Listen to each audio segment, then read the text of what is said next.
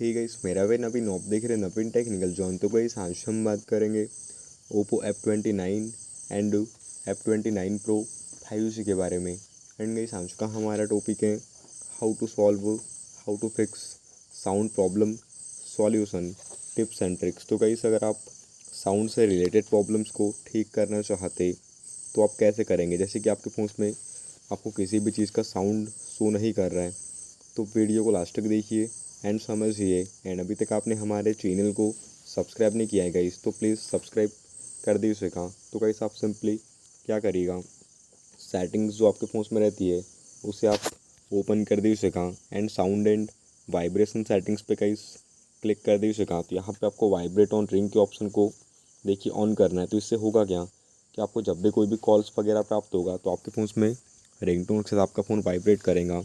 And यहाँ से आप चेक कर लीजिएगा कि आपका फ़ोन साइलेंट मोड पे तो नहीं है।